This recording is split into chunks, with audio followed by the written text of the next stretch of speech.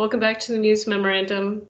I'm your host, JJ, and today we are on episode 10 of season 1 of the conversation series.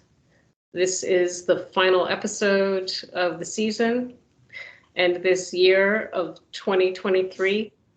And I'm extremely excited and delighted and honored to have today's guest with me.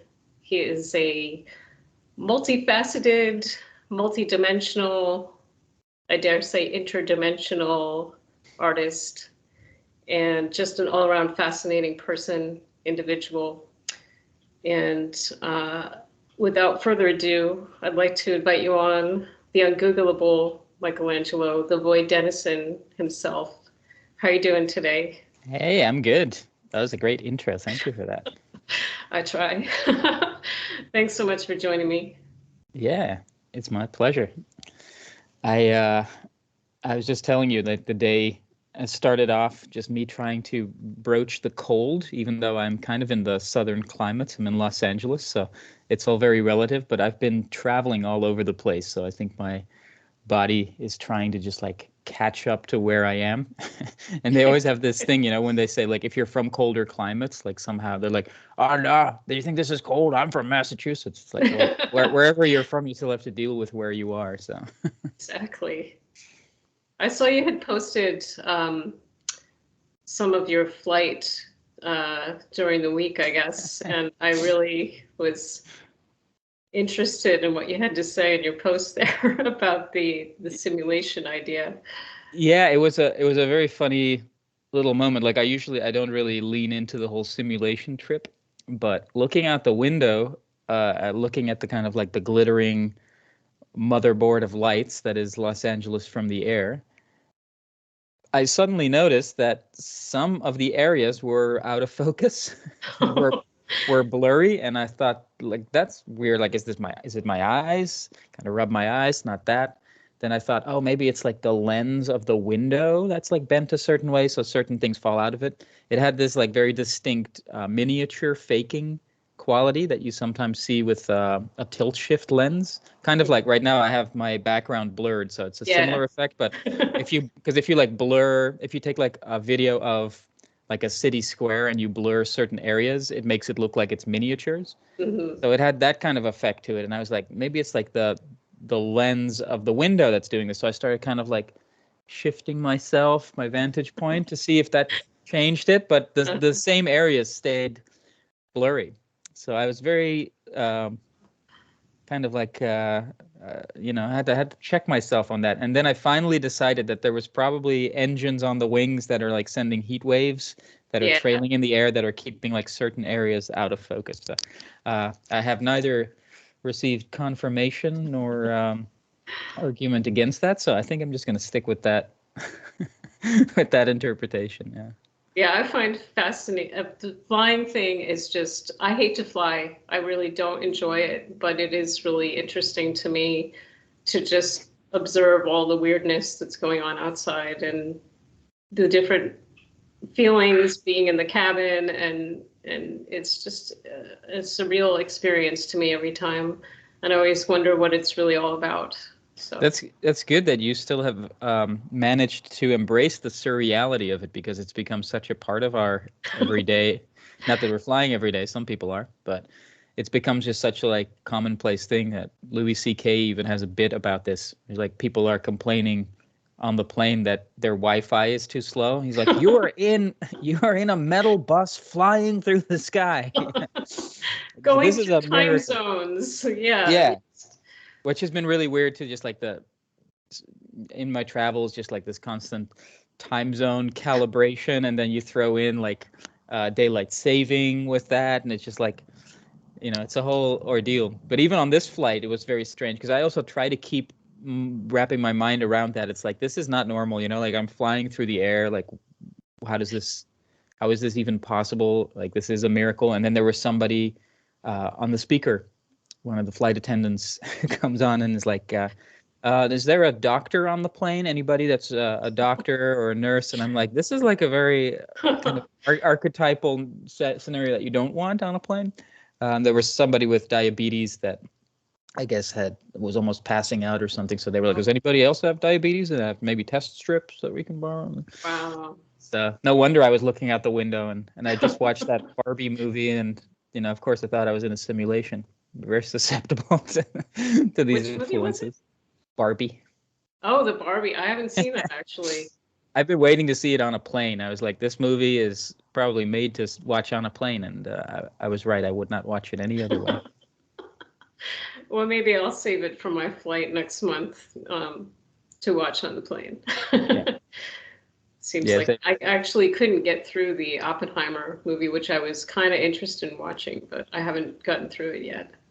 And I know those two are kind of like juxtaposed. Yeah, exactly. Yeah, I haven't seen that one yet. I guess I need to see the other side of the story. I need to look at the other side of the wing. Right. Yeah. So I've been looking through your stuff, and I was really struck by the pareidolia idea that you seem to, you've got that theme running through everything. And it's something I didn't even know the word until recently, which is kind of ridiculous. But being an artist and growing up just doing all kinds of art and then taking the classes and all that, my high school art teacher was always talking about liberating the stone. And it's the same sort of concept where you maybe have a stone in front of you, and if you're going to do a sculpture, you're kind of like looking and assessing the different highs and lows of the stone and the structure and all that, and trying to see something in it to bring it out, bring it to life. And just the concept of seeing things in clouds and things like that. I've always been like that. I've always done like sort of ink blot drawings and then drawn and painted little characters coming out of those things. So would you mind talking a little bit about that? Sure, I know you've yeah. talked about it before, but just for the people. Oh, I'll keep talking about it. I've been kind of touring around too, doing like storytelling presentations that are very much kind of circling around this, because it has been very much a focus of my exploration. And I feel that pareidolia is basically, it's a fancy word that describes the tendency for perception to find meaningful patterns in random stimuli. So like you mentioned, like faces in the clouds. And it's interesting that you bring it up in regards to liberating the stone, or say like jewelry making, because a friend of mine who is a jade worker, he goes hunting for jade, and then he basically sculpts the jade to find its final form, which is funny because when we think of being jaded, we think of it often as like being like worn down, but in actuality, the final form of the jade is somewhere in the collaboration with the human, to like bring out that final form. So to be jaded is actually quite the opposite. Just like gingerly is not something that describes something fiery. So it's kind of a funny upside downism.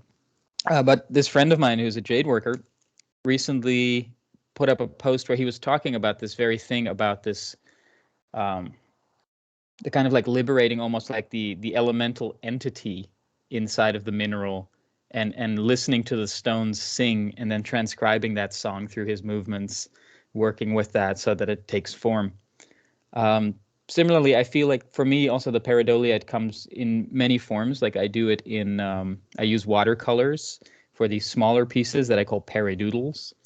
And then I do these larger pieces, which I call divined designs, which is very much like, it begins with a kind of a chaotic priming, which then gives the subconscious or the unconscious something to cling to.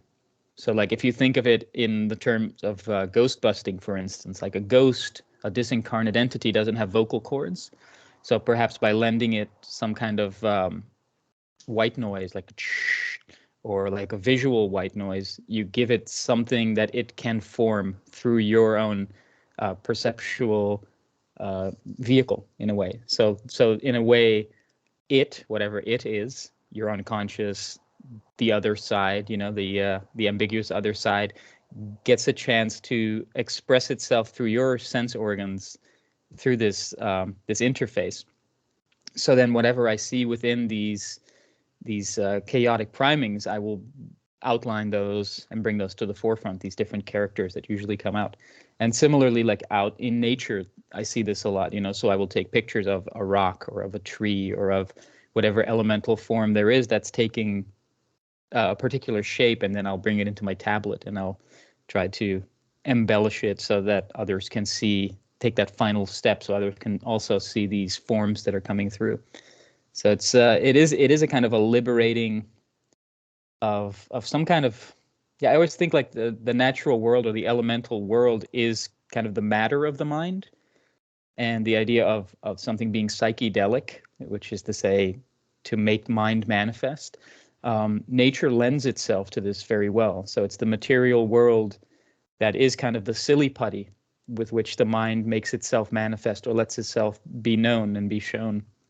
And by lending agency or personhood to these seemingly inanimate life forms around us, you can have a conversation with that, and you can kind of like realize that the two are, that inside and outside are in this constant conversation, and that the trees out there are actually first processed through the senses and processed in the brain, and then simultaneously projected outside of yourself.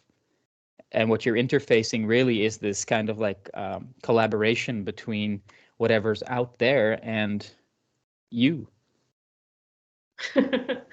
Yeah, that's a great exclamation there. Explanation and an exclamation. And it makes me think about what you've talked about, art being a portal too, and it sort of ties together for me as far as the inner workings in the outer world connecting. I'm not really sure how, but well, maybe I mean, I could try to play into that a little more. So it started for me before I did paradoodles and before I did divined designs. I did a thing I called stain spotting, and at this time it was really, I was living in San Francisco, a very filthy city, and I did a lot of walking through these streets. And as I'd wander around, I would see different stains on the sidewalk, which are basically like greasy Rorschachs, greasy little ink blots made of questionable materials.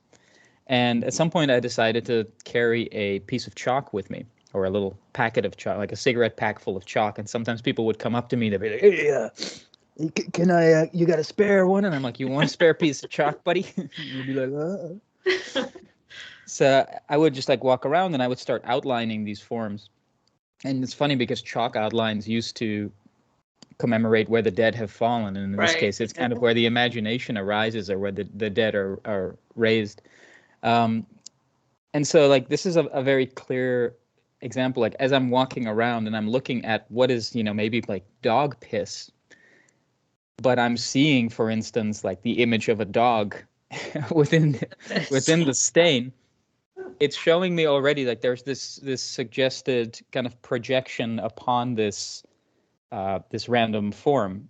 But is that like, am I projecting that outwards, or is the sensory input of the stain on the ground first taken in through my eyes and then processed in the brain, and then that's projected back outwards, so that what I'm looking at out there is actually something that's inside of me? And so then by outlining those forms, others get to see that as well. But the next time I might walk by that same stain and I'll see something else. And so it makes you aware kind of the malleability of our perceptions, so that, because in the world, it's like these are like examples of like, taking something in for your visual inputs, for instance. But this is something that's constantly happening. We're constantly, the media of the mind is constantly infiltrating reality one way or another. And the more we become aware of this, the more flexible we can be in our perception of reality and our relativation of the many realities that make up this world, to be able to see other people's perspectives. Like another form of pareidolia is conspiracy thinking, like the QAnon thing, for instance. It's just like seeing patterns in everything, and like Yeah. this is connected to that, and that's connected to Yeah, that. or gematria or anything like that. With Yeah, like it doesn't mean that things are. This is the funny kind of paradox, I think, of existence, is that and they outlined this really beautiful in that movie, I Heart Huckabees. I don't know if you ever watched that one. did just a little while back. I don't really There's remember. there are these existential detectives, and they basically like illustrate like everything is connected, and they're there to show you that everything is connected. There are no coincidences. Everything is, happening for a reason. And then this French existentialist comes in, and she basically, her philosophy is nothing is connected. It's all random. It's all meaningless. But in my case, I kind of find a middle ground in that, and I say meaning is easy to find if you know how to make it. There is always an imposition of meaning, and through making those connections, things become connected. So we are, in a sense, the ones that make things connected.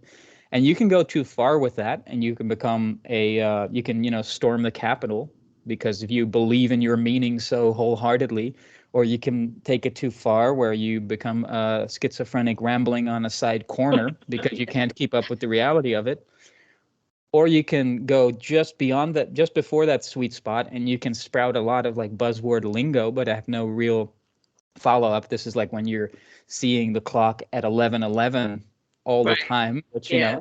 secret, it happens twice a day. And, little life hack for you. If you have more clocks and you keep them slightly off, it happens even more times a day. But you can hit this sweet spot too, where reality kind of becomes this revelatory oracle in a way that feeds you different prompts that show you what's on your mind. If you have an active exploration, then Yeah. by paying attention and guiding your intention, the world thinks along. And I think that's the sweet spot, and that's where you find, like lots of little precognitive Mhm. impulses that are not necessarily like precognitive of like great events that are about to happen, but they're little things, and they usually lead up to real life encounters and connections and moments of meaning. I can completely relate to that.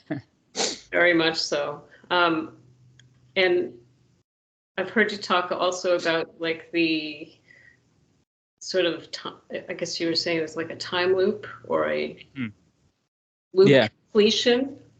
So Yeah. that's stuff. I lean a lot on the work of Eric Wargo, who is a writer. I've had him on my show, Self Portraits as Other People as well. He wrote a book called Time Loops, which to this day I haven't read the whole thing.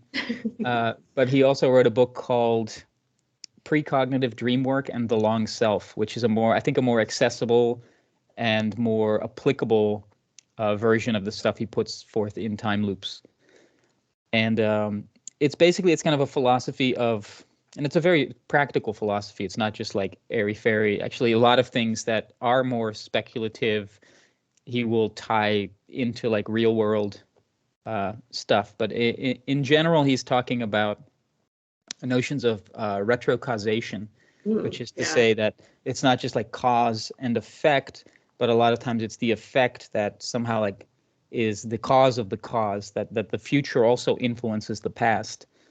And you can think of that in simple ways, that when you're like in the moment of your death, for instance, or at the last moments of your life, you have the full story. So you can look back, and you can look back at like instances in your childhood that you can put in this biographical context, where now they make more sense, maybe because you've followed the full arc. So as the more information that you get, you can retroactively apply that to the past. So in a sense, he's talking about time travel, but he's talking about not a physical time traveling. He's talking about how information travels through time, and how information travels backwards in time.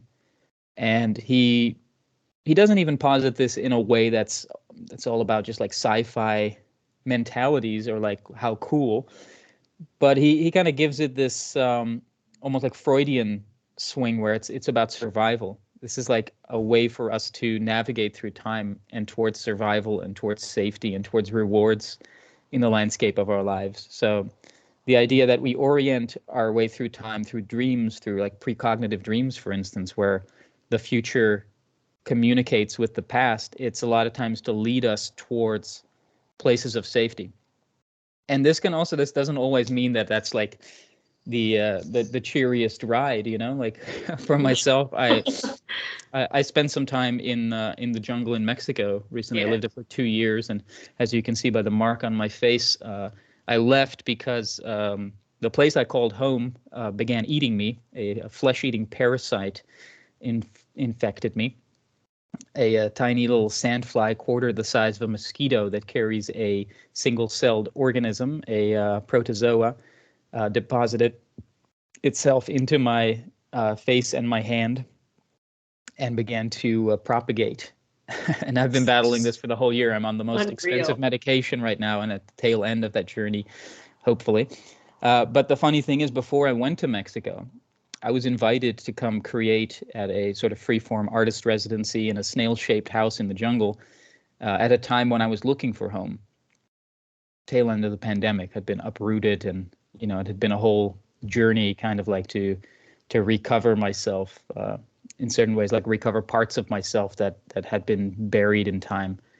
And I did a mushroom ceremony, a very poorly planned mushroom ceremony, I should say. I'm usually quite good with like set and setting and like timing and all this stuff, but I was a little off. I already knew that when I was intending to do it on the full moon. And then it turned out that the full moon was that night instead of 2 nights later, as I had thought. So I was like, well, I guess we're just doing it.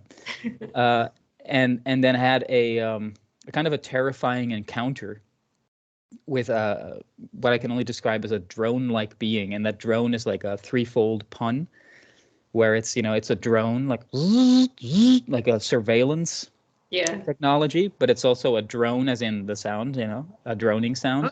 Wow, okay. And in the sense of like a bee or a fly or a wasp or something like that. And it's something that I had encountered in ayahuasca experiences before, and it always gave a sense of violation to me, or of terror, or of like the feeling like something is watching me, something is predating upon me. A sense that there is this thing with many eyes, kind of like a biblically accurate angel, like many-eyed flying thing that's not only seeing me, but it's seeing through me, and it's seeing parts of myself that I'm not even ready to see.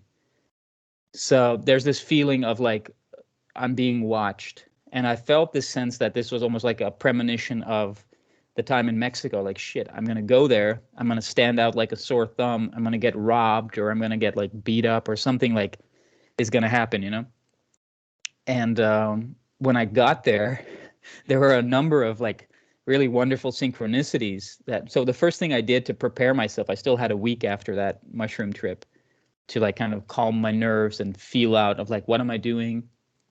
And so I made a drawing on my tablet, or a painting, I guess, where I designed an outfit for myself to like, quote unquote, fit in with the locals. This like super bright kind of alebrije aesthetic. The alebrijes, I don't know, are you familiar with those things at all? The word, does that ring a bell?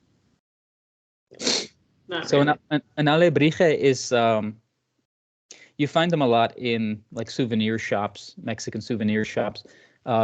They are colorful, hybridized creatures. Yes, okay, yes. I actually have had some of those. Yeah.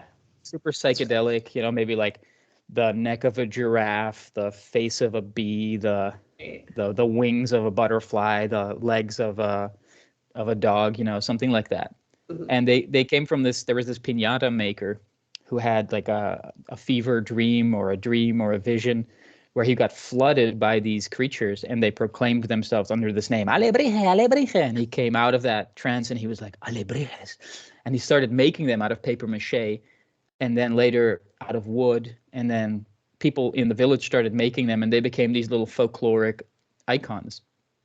And I've always been fascinated by this. And so I thought, well, it's cool because the psychedelic coloring, it feels kind of like they're wearing their mind on their sleeves, like they're wearing their mind on their skin.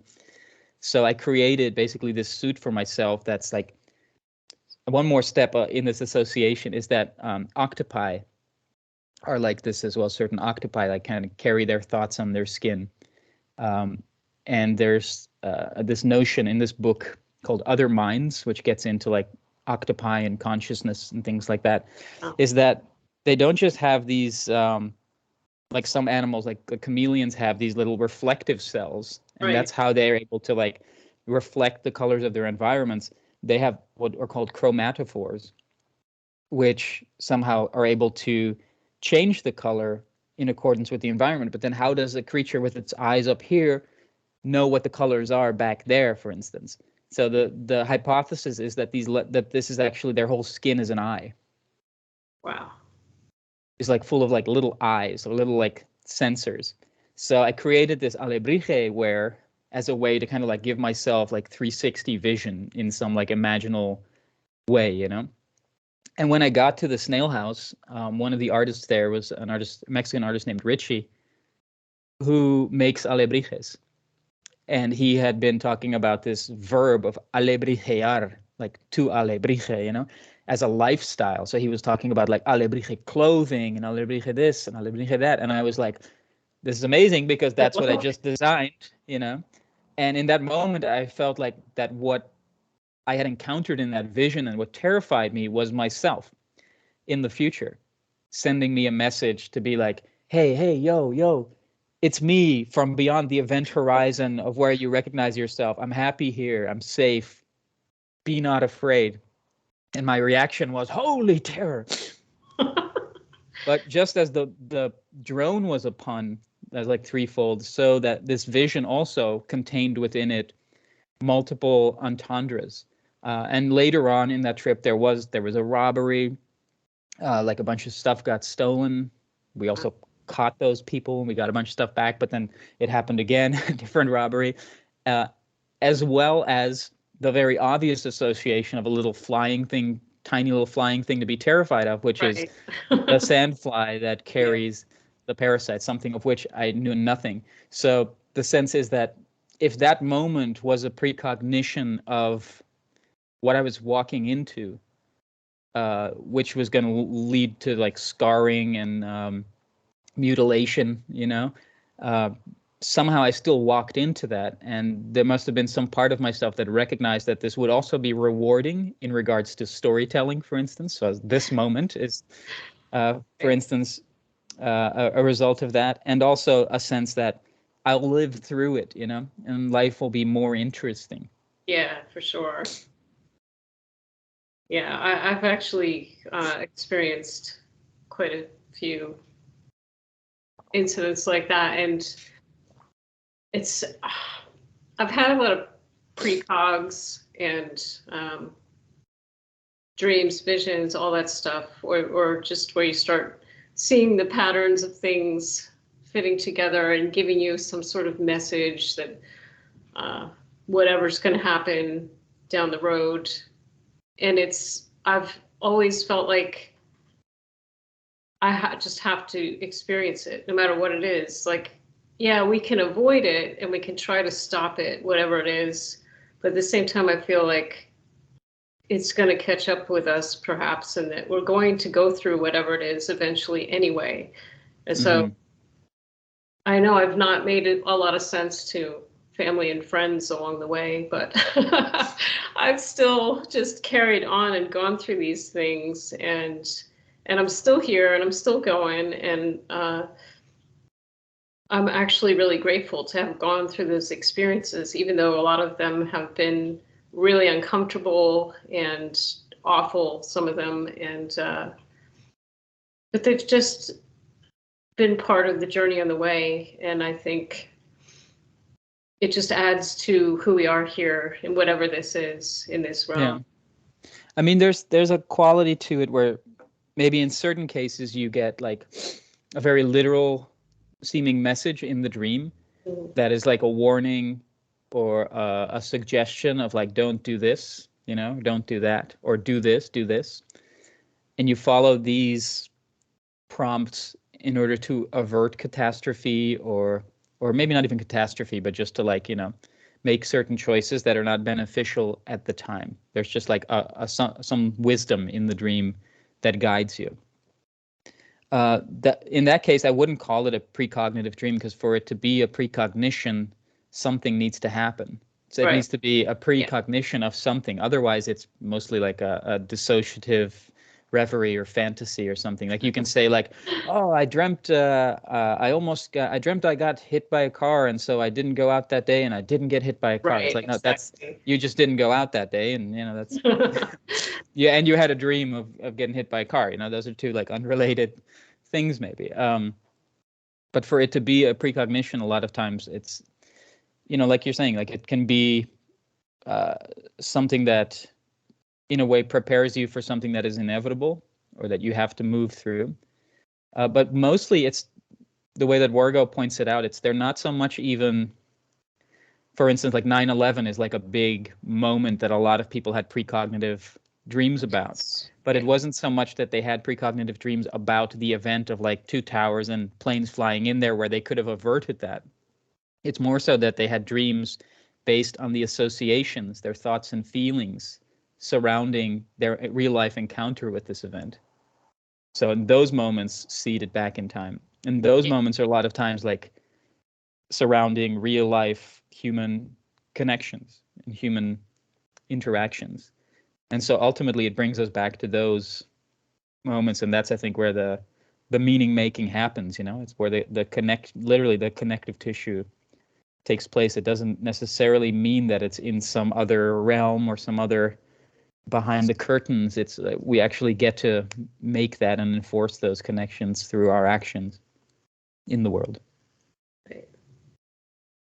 So like a way that he also brings this, like for instance, the collective unconscious is kind of this, this assumption that we kind of just throw around and have bought into, but it does require to some degree a belief in a repository outside of time and space where archetypes reside, and humans can kind of like grab in there and pick from it, and like in a Mr. Potato Head, that stuff in your dreams or in your fictions or whatever it is. But he brings it down through the precognitive principles to the collective unconscious is the books on your shelf, or for instance, the information on the internet. It's whatever you are going to come in touch with in your actual waking life that then seeds itself back into the dream. So if you have a very archetypal dream, and then you do some research afterwards where you look up like dream interpretation or what does this mean, it is the research that you're doing that is actually, the research seeds the precog, if that makes sense. Yeah, that the dream is the radiation of the stuff that you're learning. So for me, for like psychedelic experiences, I've come in touch with, like luminous, numinous realms where it's not easily Englishable. And in order to describe what I've encountered, like I can, for instance, I had a DMT experience, and there was this kind of like omnidirectionally helixing vortex of like what I call like the formless female formula, this kind of like goddess energy of light. And then there were these like serpentine electricity live wires churning about. And when I come back and I describe these things, I'm like, wait a minute, serpentine electricity, that sounds like Kundalini, Yeah. A goddess like light that like flows through all things. That sounds kind of like the light through the chakras. Or you come up with these different cultural interpretations that then lead you to basically cover this luminous void with symbolism and with understandings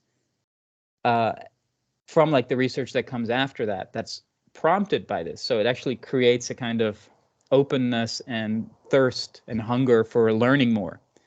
But then when you like patch it over and you think you have the understanding, like go back into that space and see if the integrity of that structure upholds, or if it is actually distorted through interpretation and expression, Yeah. That's the real Tao. The Tao that can be spoken is not the true Tao, or the Michelangelo that can be Googled is not the ungoogleable Michelangelo. So I like that there is that sense of, I call it ungoogleability. There's like, that's why kind of I have this anti-branding brand aesthetic, or like anti-avatar where built into that is kind of the notion that this expression is a falsehood. It is not the actual thing. The actual thing can't be, can only be liminalized, and can't be like finalized, can't be pinned down. You know what I mean? I love that. Yeah, because I know a lot of us have sort of created these characters or whatever you want to call it for ourselves, especially, being an online presence. Um, like for me, the Red de Blanc is the White Queen that lives in backwards time. And the White Queen is sort of this, what is the word I'm looking for? I'm drawing a blank suddenly. I'm like, oh my gosh, I'm talking about myself. But this character that remembers the future. And so what you're talking about with all these different things of the time looping and all of that, and then us sort of doing the research afterwards and Googling things and trying to figure it all out and connect it. I don't know. It just is ringing a lot of bells with me right now. Mm-hmm. And I'm going, Yeah. And I mean, we do create kind of archetypal avatars of ourselves in the way that we project ourselves into the world. And some people have like very seemingly solid brand identities, as if what they're projecting out there is this sense of wholeness in their own self-knowledge, even though that might not be the actuality. I mean, it's not the actuality for most people, I'd say.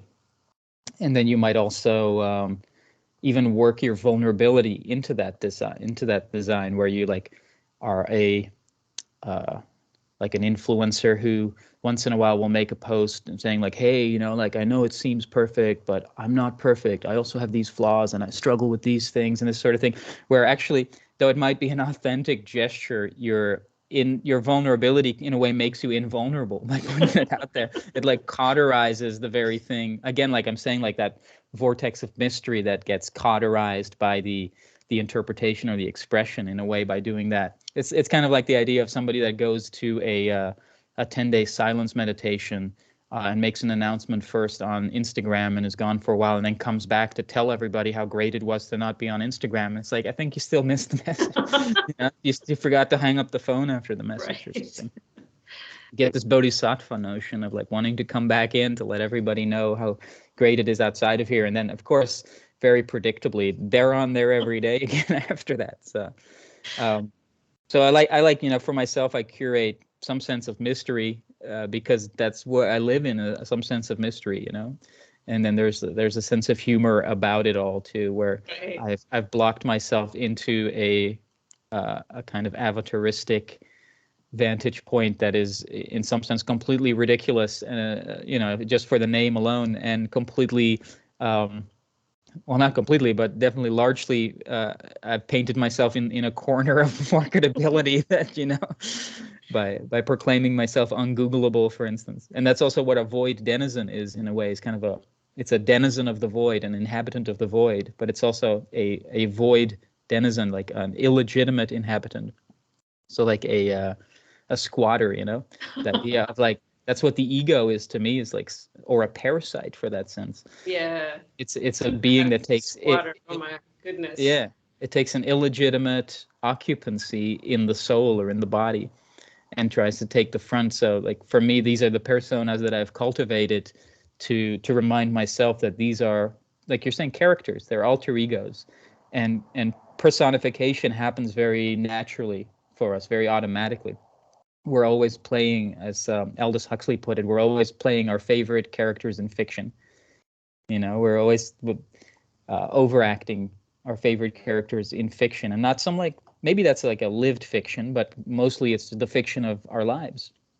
And the more you become aware of what that fiction is and what media have influenced that, the more, again, malleability you have in curating and creating the fiction of your life as a reality, because fictions do infiltrate reality in wondrous ways. And also becoming more aware of, again, of that kind of like of other people's realities and other people's fictions, and being able to kind of take the machete to the bullshit and meet each other on a more authentic and empathic level. I hope, at least. Yeah, exactly. So I guess if you don't mind answering, when you've been on these psychedelic trips of various kinds, has there been you sort of talked about that drone character, whatever it is, showing Mm-hmm. up. Have there been other really standout sort of patterns that you've noticed in these experiences? Yeah, definitely. There've been there are themes over time. You know, if you pay attention, you're gonna start noticing different themes or different aesthetics and things like that. That one was definitely like a recurring thing where I'm like, oh, it's that thing again, which also makes you think like that. It feels like this kind of Castanedian ally, like Carlos Castaneda would talk about the ally as kind of like almost like this spiritual counterpart, but also as like the, how did he describe it? He had this great description of like, it's almost like the ally is you staring death in the face. It's like I think of it as like what Wargo would call the long self, you know, like your lived biography, like the full story staring you in the face, which you can think of that as your whole life. You can think of that as death, you know, it's like show's over. And he would describe this as like, it was always there. When you see it, you know, it was always there. It was just like a dot lost in the sheets of your notebook.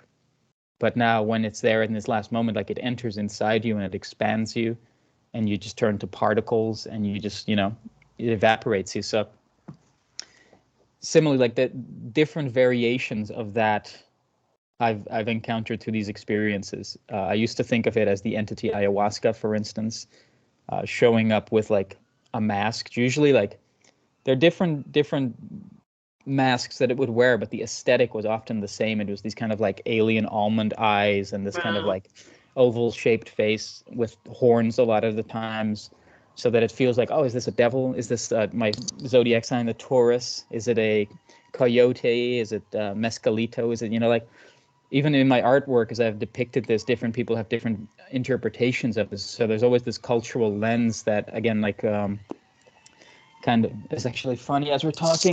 I don't know if you can hear this, but there's a drone outside the window that's like buzzing. I was wondering if it was a teapot. No, you can hear that, right? Yeah. It's literally, I think like Kids on the Block or something like that are like flying these drones around. It's very, these are like the, this is how I live my life. You know, it's like this now again creates another like time loop association. Like as I'm talking about these things, Right. Yeah, I that see the it. aesthetic of the thing is also like seeping in different ways. Does it mean anything? Well, it means as much as we let it. But Yeah. I think it's an interesting kind of dimensional texture to lend to this moment. Um, anyway, as I was saying, there are different cultural interpretations or cultural aesthetics or attitudes again distort the thing that we encounter in these spaces, while at the same time giving it a marker in the real world. And this is something that I'm very interested in, is kind of the folklore of places. So when I was in Mexico, I'd learn a lot about, for instance, like the concept of the Nagual, which also is something Carlos Castaneda would talk about, which is, it means hidden one. So now we're talking about occult dimensions, right? So Yeah. as I was talking to my friend, the Mexican artist Richie, about this, because he was like very much into this folkloric side of things, uh, he would equate this to basically what Warga would call the long self. That the Nagual is kind of like that, you know, fully lived life that you tap into, and that at times, like in the Castanedian lore, it's considered almost like a shape-shifting wizard who has these animal counterparts in the spirit world and who can transform into animals. Um, yeah, but it's as I was looking more and more into this, and also this gets into kind of Alebrije lore, you know, it's like these like immaculately spliced genomes of these creatures that become hybrids. So similarly, we might be able to, if you are like of a pristine vessel, take on the attributes of different animals or different people, so as to kind of wear different masks, let's say. Um, which is also funny because Richie was also a mask maker, and the forms of the masks made are very much like the way that I would see these entities with these like kind of almond Wow. eyes. Like, but he like have like this rabbit with like the big ears and then the almond eyes and then like the oval alien-shaped face. So there was a lot of kindredness in that world. Yeah. So these repeating images of these creatures or mask wearers or whatever they are, have they had a lot of influence on your art? Yeah, I would say definitely. So I mean, it's any encounter with mystery just sets the wheels in motion for me. My sister just sent me this quote, which is, it's kind of a famous quote. I think she just discovered it, which is, art is meant to disturb the comfortable and comfort the disturbed, or Right. in the opposite way. It's similar to that. Like for me, like encountering these ungoogleable, unspeakable dimensions where like you can't seek counsel somewhere. There isn't necessarily, maybe you'll find something where you're like, oh, the Nagual, this is kind of like that, but it's never quite spot on if you're honest with yourself, because there's a dimension of your personal experience woven into it that prompts you to make it your own. Right. Weave your own. You have to have your own personal relationship to Jesus Christ, if you will, to kind of Christianize the concept. I think that's what that comes down to. It's like you have to have your own personal relationship with these folkloric icons in order for them to come alive, right? For them to resurrect in your image. Yeah. And so coming in touch with unspeakable realms, my language pushes itself against those limits, and I like to see how it behaves. I like to see if it's how it's going to distort and contort itself in order to warp its mind around these things in hopes of kind of like, let's say, lassoing it and wrangling it to the shore, and maybe by the time I get this beast to the shore, it's gone, but I might have caught like some fragments of it on my rope, and I can send the hounds sniffing on its tail. By the hounds I just mean my own explorations. So now I'm going to like try and draw it and try and gather descriptions and try and gather what this means for me personally, or the ways in which I can work this into story, or things like that. Find like-minded individuals or thinkers or writers that are also exploring these things, and start up a conversation and compare notes and things like that. So it's always a kind of a catalyst. I think culture is generally, I describe it almost like this vortex of mystery that we gather around as if it's a campfire in order to attract different name games and tell stories. And so I like that element, to know that the story is not the absolute, but to also remember like that which catalyzes the culture in the different ways. And that, if you go to different places in the world, you'll notice they use the different materials of that land, right, to make their artifacts, or to build their structures. Like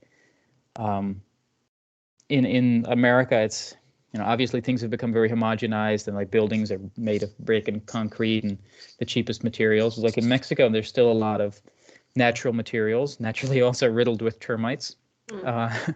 Stone, like in natural limestones and things like that get worked into it.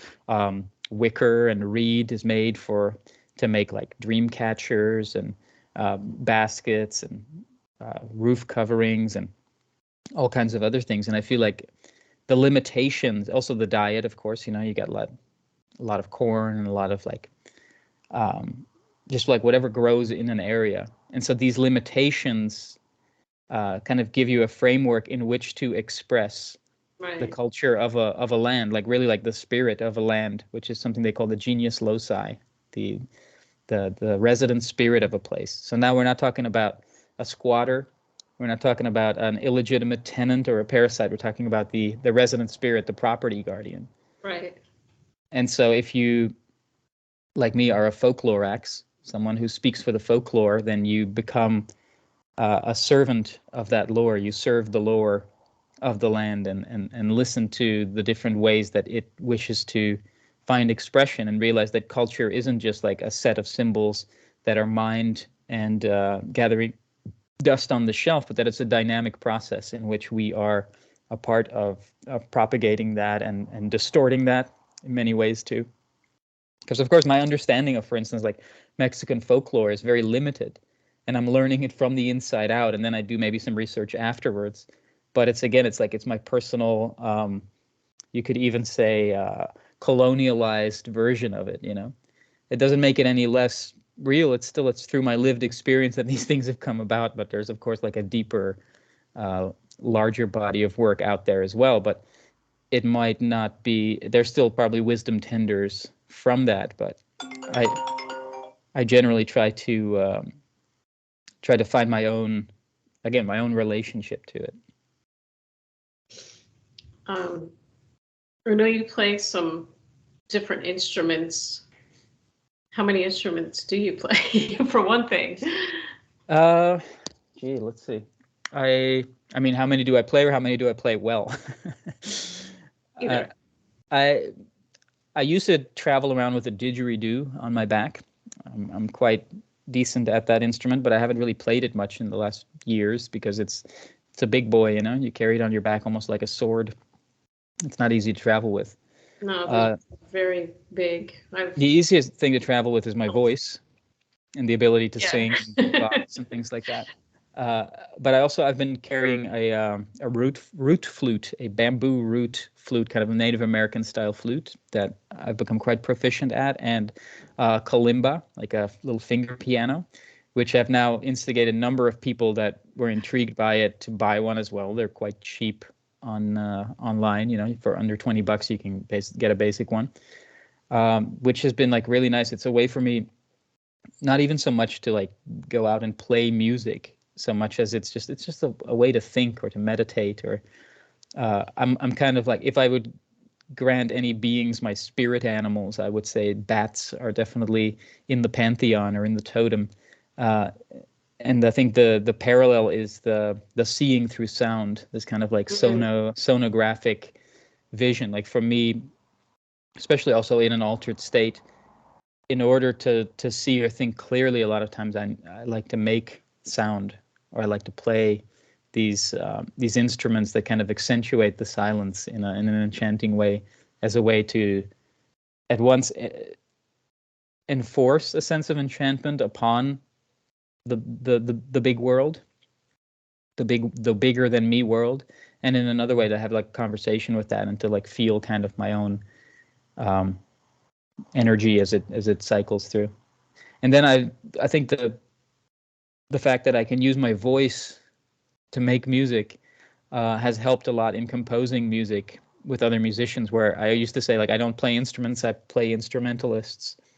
So I've had a few bands, a few projects where I would compose vocally. So I would like hum melodies, I would beatbox different parts, and then I'd have musicians proficient enough and that I trusted enough who were able to pick up on that and then build on that with their own knowledge, which exceeds my own. So in a way, they kind of like winged the vessel that I was building. If you think of that music as the band as an alebrije too, like I kind of build the wiring and the skeletal work, and then they helped flesh it out and bring it to life. Well, the reason I asked was because it seems like you are very multifaceted, and you do sort of delve into all these different creative aspects of things. So do you feel like in order to fully express yourself, that you're using these different things, maybe not necessarily all together at once, but just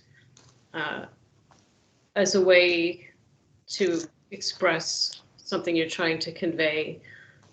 Does that make sense? Yeah, I mean, it's ultimately any medium you use, there's going to be dimensions missing. There's always there's always some dimension that's missing. If I'm showing you a painting, you're going to guide your own attention through that. And it could be something that's perfectly well standalone, but if I can also tell you about it, or if I could like play a melody that leads you through that or something like that, like it gives you a whole nother experience of it. Like film for me is the ultimate medium because it brings image, sound, word, and presence together. But yeah, it's really, there's so many sensual dimensions that every sense organ I feel. I mean, the only one that I haven't really tampered with much is sense of smell. I haven't become a perfumist yet. Maybe that's for my later years. I'm going to really get into like essential oils and stuff like Right. that. But for the most part, like I like culinary arts. I like anything based around the senses in order to try and touch onto something nonsense or new sense, or I call it sui sense, which is sense of self. You're going to have to push these sensual tactics to their limits and then see how much further it can be pushed. So it's definitely they're multidimensional explorations or multi-sensual explorations in hopes of showing something beyond that. And they kind of cross-reference each other synesthetically. I think that my visual compositions a lot of times have a musicality to them. My musical compositions have like a storytelling element to it. Similarly, as when I was talking about pareidolia and nature and granting agency and personhood to the things we perceive. Similarly, I think of that in compositions. It's like the sound tells a story too. The sound is a character. Right. Like that guitar riff right there. Like, who is that? Like what is the association of the character that comes with it? I want him sneaking past that doorway, that sort of thing. So there's ultimately, it's storytelling is the main medium, and that finds expression through these different media. And like, for instance, if I'm doing a podcast intro for my podcast, just speaking for me is not enough.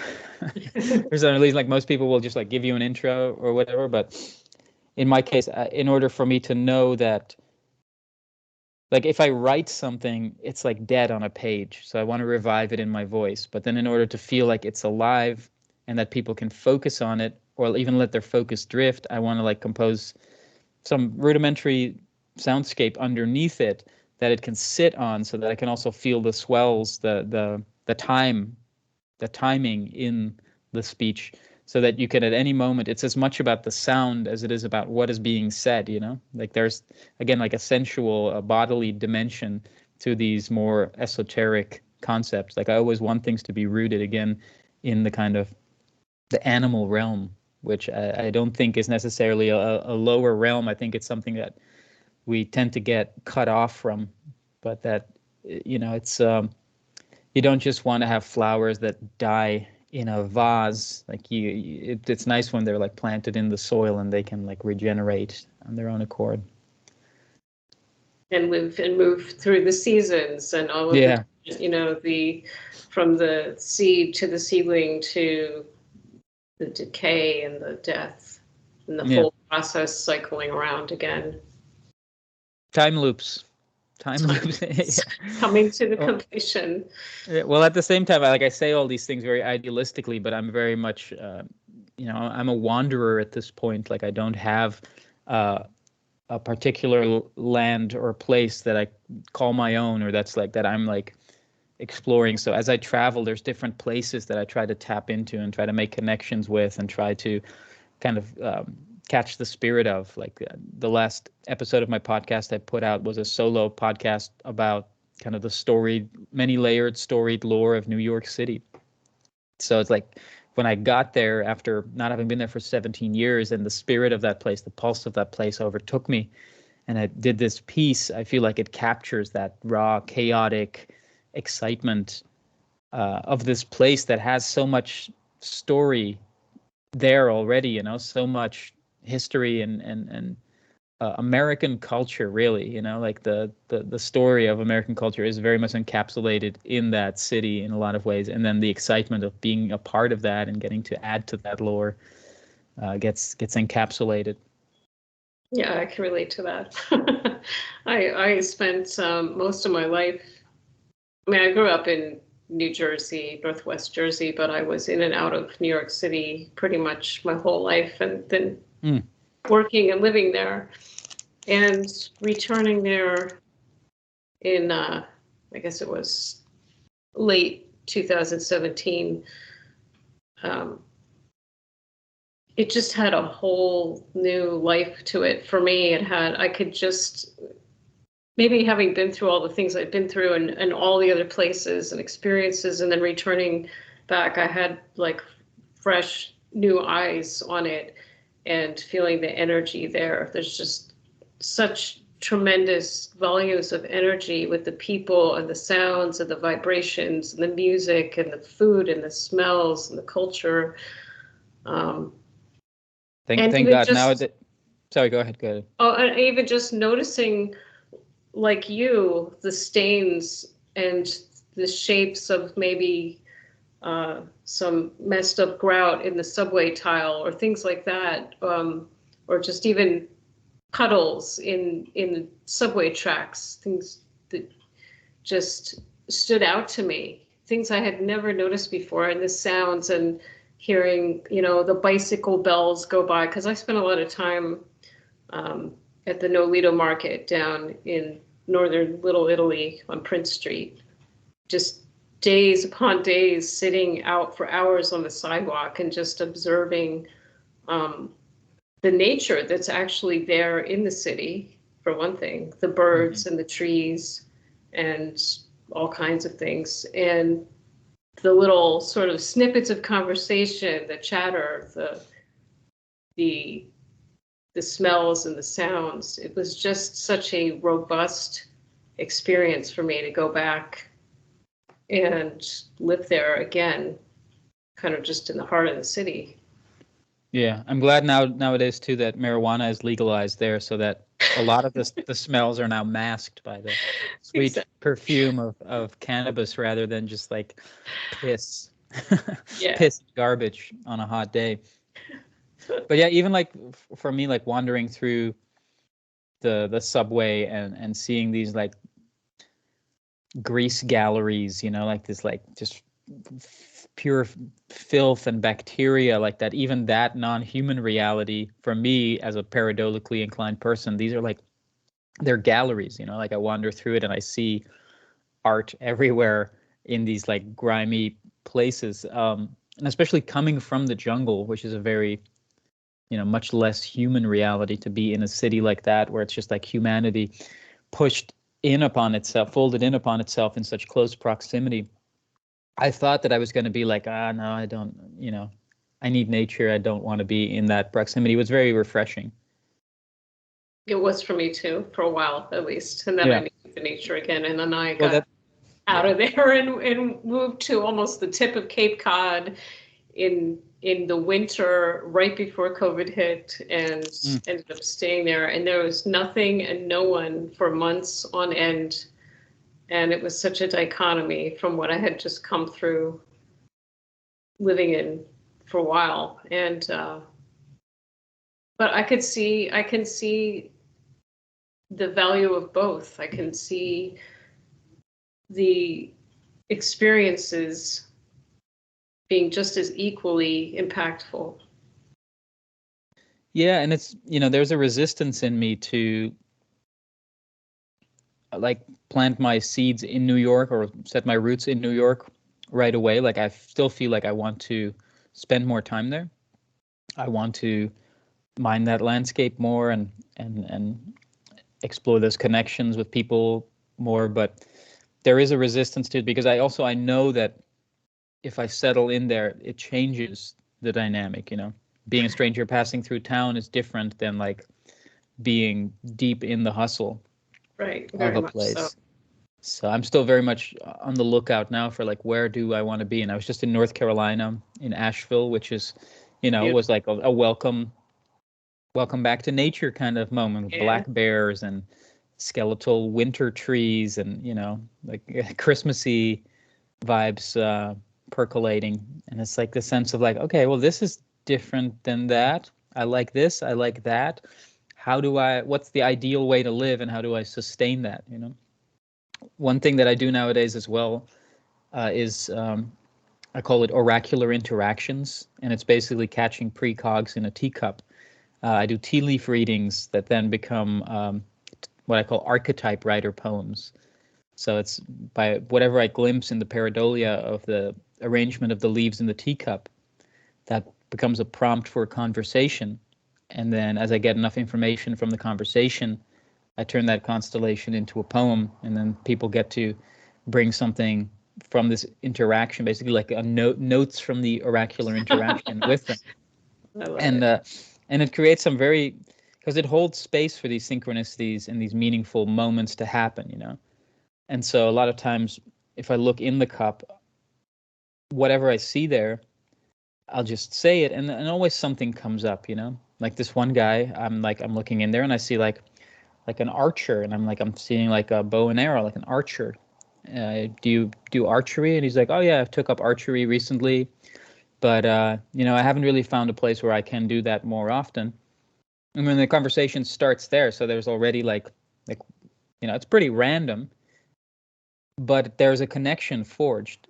And so like maybe what I caught in the teacup is a precognition of the conversation that's about to take place, less so than me like reading. It's like, oh, this man is an archer or whatever, you know. It's really, if somebody is willing to have the conversation, like any kind of free association coming from this prompt opens up a rather random portal of potential for connection.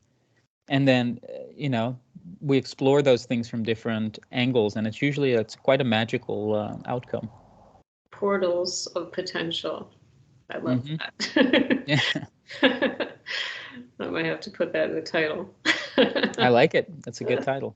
It's very good. Yeah, it's better than I mean, that's also funny because when you look in like the lore of prophecy, there's also portents, you know. A Yeah. portent is much more like an ominous like warning sign. So portals of potential are in my opinion better than portents. Yes. Portents of importance, you know. Fantastic. So as we come to the end here, let's see, what can we give people?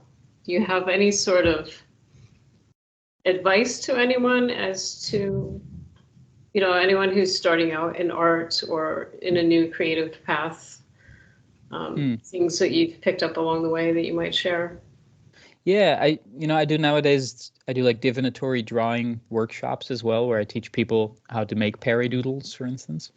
Um, and one piece of advice that I think applies to any art form or any creative medium, also as a way to kind of free yourself from the responsibility of having to know what you're doing or know what you're creating, is to pay attention to the behavior of the tool and to let the tool tell the tale. So if you're using a paintbrush, look at how it wants to move. Don't even think about what it is you're painting. Just enjoy the movement that, you know, become a servant of the brush. Like you are the medium through which this brush is now telling the tale, like reverse the roles. Or if you're, you know, a poet or something like that, like look at how the words want to behave when they fall on the page. Like what company does this word want to keep, you know? And similarly, if you're working in sound, once you make the first sound, like listen to that sound and take dictation from it. So like the role reversal, and just mostly pay attention. I love that, especially just with like what the work that I do. I try to just let the pieces kind of shape themselves in a way. Like I'm a servant to the flame and the metal, and I don't like to make anything too precious or perfect or shiny. There's some really beautiful features in the roughness, in the highs and lows of the metal, and I just try to accentuate those things and honor those little crevices and cracks and mountains, and just let everything sort of have a life of its own. Yeah, I mean it's very wabi sabi, you know, that Oh yeah. Japanese Okay, concept of like, yeah, like letting the imperfections be part of the perfection, because they Yeah. can't be faked. You know, that's why I love kind of the pareidolik attitude too, of like using like street stains or things like that. There's these textures, these nothings, you know, these things that, you know, we overlook all the time, which are like perfectly beautiful textures and primings, that all they need is the finishing touches of like, you know, the outline or something to contain that, so that these nothing moments actually become the prize, the treasure. The trash becomes the treasure in a way. They can't be wrong. And what you're mentioning, like the kind of like the randomness of that. So for me, my whole philosophy and how I apply that to my art is that of, I used to call it void and imagination, but nowadays I talk about the aleatoric organization and the divine design. So aleatoric is just a fancy word that means chance-based, the algorithm of randomness. And that's what we're talking about here with like these like, the things that happen, the things that are, the like textures and random patterns percolating, but then the divine design, which is to say that which the order that you impose upon that, the pattern that you project upon it or that you pull from that, which again, like we mentioned in the beginning, is something that you serve. It's not so much that you're projecting it on there, it's that it's automatically looped through your perception, and it's endemic to the composition. By meeting the two, the formless and the form, the chaos and the order, the void and the imagination, the aleatoric and the divine to design, I think that's where the magic happens. And the meaning is made, ultimately. The past, the present, and the future all coming together in one spot. That's right. Awesome. Well, I really appreciate you taking the time to come on with me today. My pleasure. And, if you want to just tell people where they can find your work real quick. Okay. Oh yeah, that old thing. The easiest place to go is theungoogleable.com. That's my website, and you can find all the socials there. I also have a Patreon if you want to look up the skirt of the cosmos and see all the secret secretions that I keep out of the social media. That is patreon.com/voiddenizen. The Instagram would be void_denizen. I'm quite active on there, I would say. And then I do the podcast Self-Portraits as Other People, which you can find just about anywhere. And I still have some copies of my books, The He and the She of It, and Impatient Transformations, which are limited edition, hand-numbered books. There miraculously are still a few copies left, just in time for the holidays. And I also have some of these Paradoodles I mentioned, which are very affordable, small, original watercolor drawings based in this paradolic technique that you can also find on theungoogleable.com. Wonderful. And we'll make sure to put all the links in the show and the blog post when I put that out. Terrific. Thank you so much. And thanks, everyone. And I look forward to seeing everybody in the new year. Happy holidays, everybody.